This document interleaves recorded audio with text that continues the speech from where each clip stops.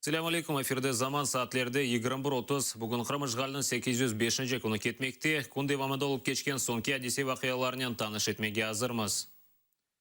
ФСБ Межлис рейс мавины Эльми Умеровнан evinde тинтув кечірді. Таққатшылар бір шей тапмағанлар. Күндіз ФСБ оны экстремизмде қабатлап, ярмаданы терк етмеге ясақ етті.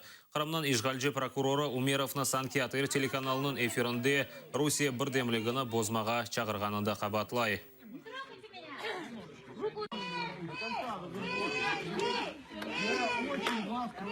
Эльми! Аллах сохранит! Эльми! Не трогайте меня! Руку уберите! Ильяна, мы с вами! Эльми! Аллах сохранит! Аллах сохранит! Ильяна!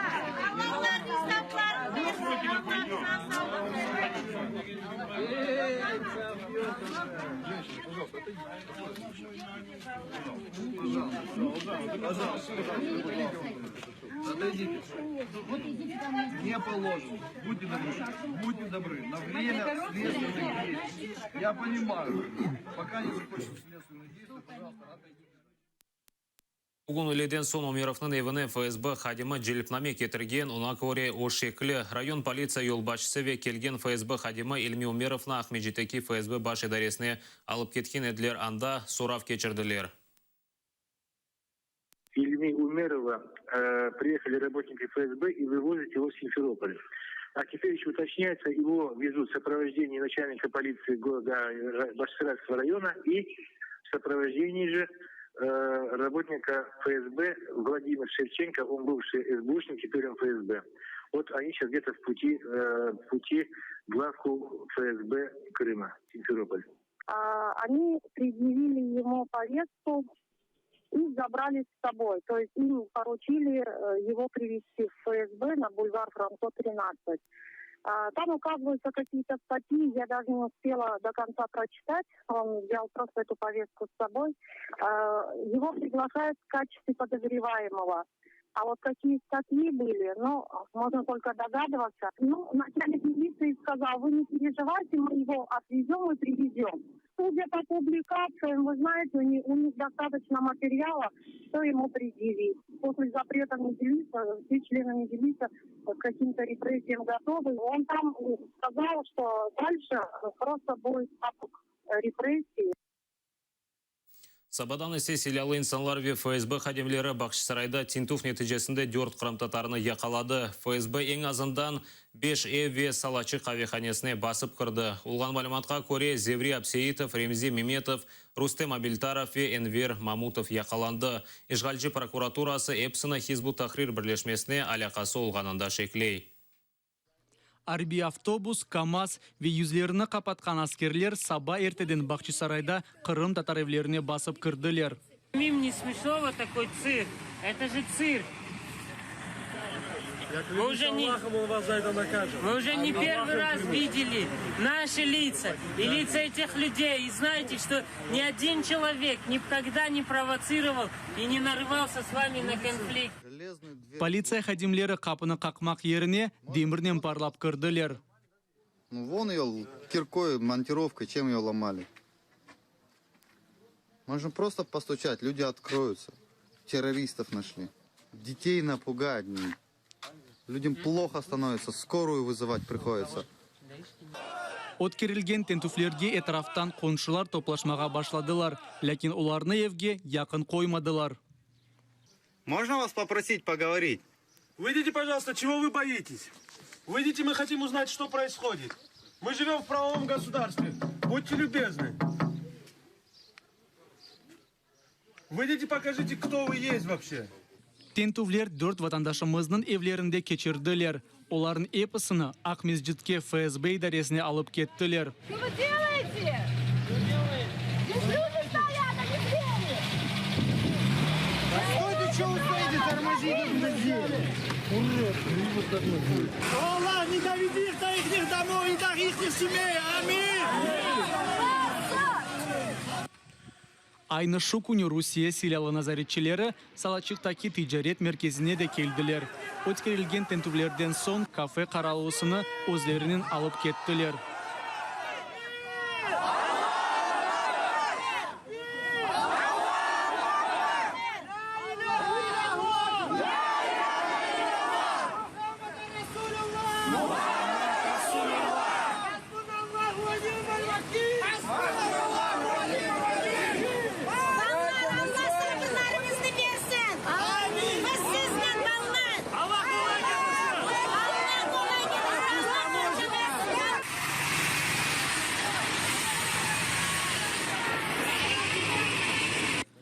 Қырым прокуроры Наталья Поклонская яқаланған инсанлар санки ясақ етілген Хизбут Тахрир тешкилятына айт олғанында қабатлай. Было установлено, что один из задержанных, являясь руководителем местной ячейки террористической организации партии исламского освобождения Хизбут Тахрир, осуществлял на территории Бахчисарая скрытую антиконституционную антироссийскую деятельность в виде пропагандистской работы среди населения, склоняя местных жителей к участию в деятельности указанной террористической организации. Адвокат Эмиль Курбединов білдіргеніне көре, яқаланғанлар евелден белгіленген Хизбут Тахрир тешкилятының гизли азалары олғанында қабатланалар. Адвокаттың тахминлеріне көре, яқаланғанлардан бір киші санки бұ тешкилятның азасы оларақ, қалған иштиракчысы есе террористик әрекетлерде шекленелер. Исмаил Газиев, Заман, АТР. Бахчисарайда өткерілген яқаланулар ве тінтулер нәтижесінде Украина қытасындаки Қырым прокуратурасы жинайы іш açtı. Внесено ряд кримінальних проваджень щодо незаконного проведення проникнення в житло та проведення обшуку українсько-татарських громадян, а також їх затримання та арешт. Було здійснено такі заходи щодо Евера Мамутова, Рустема Абільтарова, Земзі Маметова, Зеврі Абсаїнова, а також заступника голови Меджлісу кримсько-татарського народу Ільмі Умерова. Почато слідство, матеріали направлені до Генеральної прокуратури для визначення підслідності. В подальшому в ході досудового розслідування будуть з'ясовуватися всі обставини причетності усіх посадовців, так званих правоохоронців, так званих суддів, інших осіб, які давали відповідні процесуальні рішення, і ті особи, які безпосередньо здійснили затримання та проводили такі обшуки в приміщенні помешкань цих громадян. Порушення незаконності житла передбачає санкції статті до 5 років позбавлення волі. Қырымда ФСБ кешірген тінтуф ве яқалануларға Украина тышышлер назирлігі десесленді. Назирлікті ишғалжілерден Қырым татар халқына олған басқыны тоқтатмаға талап еттілер. Всі ці події, як сьогодні, так і попередні, нагадують 44-й рік, рік депортації геноциду кримських татар. І ми вимагаємо від держави-окупанта негайно припинити репресії проти корінного народу Криму, а вимагаємо дотримуватися норм міжнародного права. Також закликаємо міжнародну спільноту посилити тиск на Російську Федерацію з метою як забезпечення доступу міжнародних організацій для моніторингу ситуації в сфері прав людини в Криму, так і для того, щоб Росія, як держава-окупант, дотримувалася норм міжнародного права. Авропа парламенті Қырым татарларға бағышланған резолюция қабыл етті. Весиқада Авропа парламент депутатлары межлис ясақ етілгенні тенқит етіп, қарарыны дерал лягу етмеге чағырды. Бұне бері депутатлар қайдеткенне көре, ишғалжелер Қырым татарларыны өз ватанындан қувмаға есте. Авропа парламент депутатлары сүргілікте олған межлиске мадди ярдым көстермеге чағырды. Бұне бері ярмадада чалышқан ұқу қорчалайжыларға да ярдым көстермеге ишандыралар. Қырым ве Русияде Крым Реали интернет сайтыны блок еттілер. Бұл ақта ишғалжы прокуроры Наталья Поклонская білдіре. Оның сөздеріне көре санки бұл сайт экстремистик материалларына ерлештіреве, Қырымнан ишғалжы әкеметіна қаретле екен. Крым Реали елбасшылығы бұл сыңырлануларына кечуф еллары олғанына сеслендірді. Да, об этом нам сообщили наши читатели еще вчера вечером. Они писали нам письма и сообщали в соцсетях, в том числе на наших страницах в различных соцсетях. Поэтому до того, как об этом заявила госпожа Поклонская, нам уже бы это было известно. В то же время на сайте Роскомнадзора, во всяком случае утром, нашего ресурса в списке запрещенных сайтов не было. Ну, во всяком случае утром. Конечно, наша главная аудитория – это крымчане.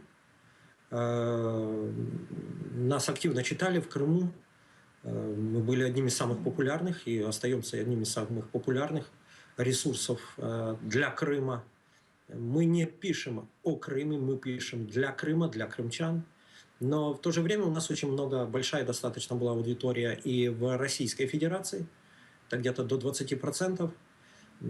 И нас активно читали россияне, которых интересовала альтернативная информация о том, что происходит на самом деле в аннексированном Крыму. Конечно, это проблема. С другой стороны, нас читали те люди, которые интересовались Крымом, и технически обойти это блокирование абсолютно возможно. Это возможно и используя программу Psifon, и используя новую версию браузера оператора. Атыр телеканалының мудирі Ленур Ислямовны махкемеге шаат оларақ сабық парламент депутаты Василий Ганыш іші бойынша чағырдылар. Ганышны Қырымда қанунсыз референдум кечірілгені ве Ярмаданын анаясасы қабыл етілмесінде иштирак еткенінде қабатлайлар. Тәфсилатлы Эльвина Сидбулаева біле. Devlet xaniginde qabatlanğan Vasiliy Ganish bugun o'z delillerini keltirmeye kerak edi. Lakin Qrim Muxtar Cumhuriyetining prokurorlari ATR telekanalının levhalarini ko'rsatilmasini murojaat etdilar. Ваша честь, це відеозапис телекомпанії АТР. Він стосується подій, що мали місце у приміщенні Верховної Ради Автономної Республіки Крим 11 квітня 2014 року. Videoda qabatlanğan Vasiliy Ganishni ko'rmek mumkin. Ayni zalda ATR telekanalının ta'sischisi Lenur Islamov da bor edi. O vaqt u Qrim bosh nazir muavini vazifasini ado etgan edi.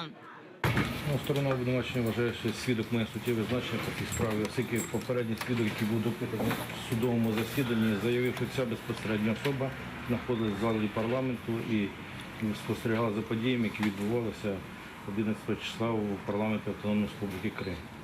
Попередній свідок Янковський. Так. Він казав на цю особу, яка безпосередньо приймала в залі засідання. Так, і ви переглядали відео, там бачите зображення саме цієї особи на попередніх відео. Qabatlanğan bu videoni maxsus uydirilgan montaj olarak belgiley. Відео я звернувся там до людей, які розуміються, які працюють в Ютубі, і вони дали, на жаль, не можуть дати офіційний висновок, не хочуть себе засвідчувати, але дали якби висновок, який мені прислали по інтернету, перерахували конкретні факти, які підтверджують, що це є змонтовані відеоролики. Ну, ви розумієте, тут нарізка є з відео і 2013 року, і 2014 року. Прокурори стверджують, що то були депутати. Я не знаю, де саме були депутати, тому що я не знаю, в якомусь приміщенні були депутати. По-перше, цих депутатів ніхто не ідентифікував. Можливо, це є божевільний дом, я не знаю. Бо дуже сумнівне відео з нарізки, де дійсно є особа схожа на Василя Васильовича. Але де це було, я не знаю. Qadrlar kollegiyasi iki tarafını da dinlediler. Neticede prokuraturanın talaplarını eda etti. Ve Lenur Islamovni şahat olarak çağırmağa kararına keldi. Засідка Іслямова Ленура Едемовича узгоджена з усіма учасниками судового засідання. Mahkemenin növbetdeki oturumı mayısının 26'sına belgilendi. Elvina Sidbulayeva, Eldar Ismatov, Zaman, ATR. Украина Юқары Шурасы декоммунизация қануны черчевесінде 75 Қырым Көйве қасаба адыны деңіштірді. Чоқсына ескіден олған қырымтатар немсе Юнан адыларını қайтардылар. Мисал оларақ Бақшсарай районынан Куйбышева қасабасына Албат адыны қайтардылар. Кировская қасабасына Ислам Терек, Красногвардейск районына Курман, Ленинск районына Едіқойы, Советский қасабасына Ички, Красноперекоп шеріне Яны Қапу ады қайтарылды. Бұл қарар үшін 255 халық депутаты қол tuttu. Bu karar yarmada Ukrayna erkenine kaytarılgan son uçalacaktır. Я закликаю своїх колег підтримати цю постанову. Вона опрацьована з фахівцями, з Інститутом національної пам'яті. Працювали кримсько-татарські фахівці і кримські вчені. Думаю, що всі ми зараз підтримуємо цю постанову, адже фактично зараз ми віддамо належне боротьбі кримсько-татарського народу за український суверенітет над Кримом. Навіть в радянські часи населені пункти Криму мали кримсько-татарські назви. Лише після злочинної депортації і геноциду кримсько-татарського народу в 1944 році радянська влада почала процес перейменування. Коли окупант, представник тоталітарного авторитарного режиму з центром у Москві, окуповує будь-яку територію, перше, що він робить, знищує корінний народ. Перебувають під переслідуваннями з боку російської влади. Вони опинилися чужими у своїй державі. Вони опинилися чужими на своїй території. Кримські татари – це ті, які завжди підтримували українську державність. І, безумовно, зараз, коли ми повертаємо населеним пунктам Криму їхні історичні назви, кримсько-татарські назви, це є, перше, це данина справедливості, це є відновлення справедливості, але також це є кроки з деокупації Криму. Безумовно, це не ті кроки, які зараз ми повинні очікувати від влади з тим, щоб Крим повернувся в Україну, більш рішучі кроки, але це ті кроки, які може зробити український парламент. 255 за. Постанова прийнята. Вітаю авторів постанови, комітет і Інститут національної пам'яті. Рамнан Чангар меморий сыңарында СБУ аскер бірлешмесінен бераберлікте хабар алған гумрук қызмет хадимына яқаладылар. Бұл ақта Қырым блокада штабының елбасшысы Ленур Ислямов білдірді. Мы со службами СБУ, с центральным аппаратом СБУ сделали задержание этого хабарника и передали его в руки полиции. То есть закон должен быть неумолим для всех чиновников, которые пытаются нажиться на горе украинцев, на горе крымских татар, которые сейчас переходят эту административную межу, временную административную межу, которая у нас сейчас здесь есть, которой мы надеемся и верим в то, что мы все-таки освободим Крым. В конце концов, здесь не будет ни мытников и ни прикордонников. Всем хабарникам, это знает полиция, это знают службы все, что всегда лучший способ это уйти от ответственности, попытаться уйти от ответственности, это сделать так, что вам стало плохо, вам нужно врача, и чтобы с вами не могли на самом деле совершать процессуальные действия, которые положены по законодательству Украины. Ну, это не поможет, потому что все это подконтролировано, есть видео. Фырсаттан Джамала Евровидение 2016 ярышының екінші ярым финалында чықыш япажақ. Бұл сене Қырым-татар ержесі Украинаны 1944 ерінен тақдим етежек. Бүгін Киевте есе студентлер оңа дестек көстеріп акциясына кечірділер. Киев студентлері Джамалаға сабадан берлі қол тұтмаға башладылар. Олар топлашып 1944 сайыны тізділер. Евровидение конкурсында Украинаны тақдим етежек түркінің ады айны бойледір.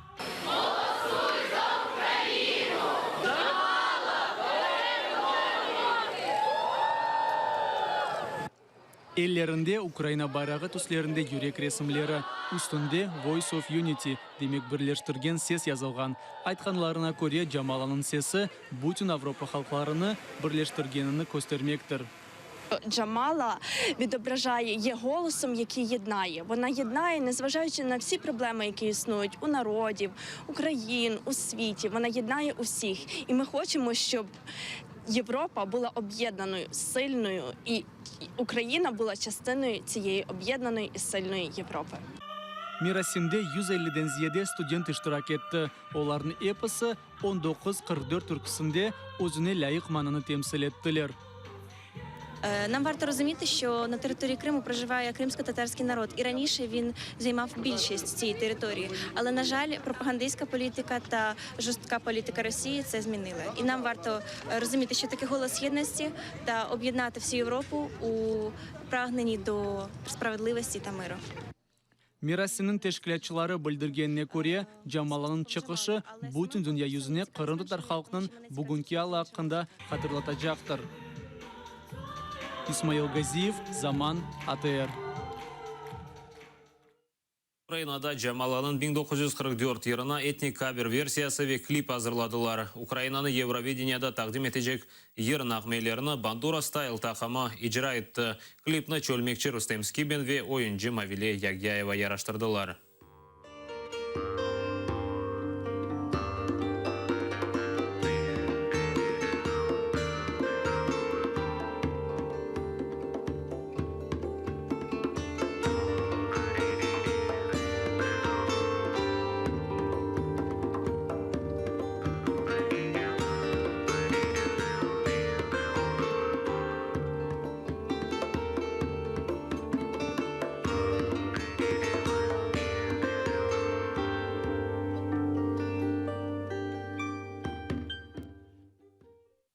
Bu noktada yayınımızda yekunlayımız. Sizlerge iyi akşamlar tileyim. Bir-birinizge muqayt olunuz, atayırlı olunuz. Görüşmek üzere.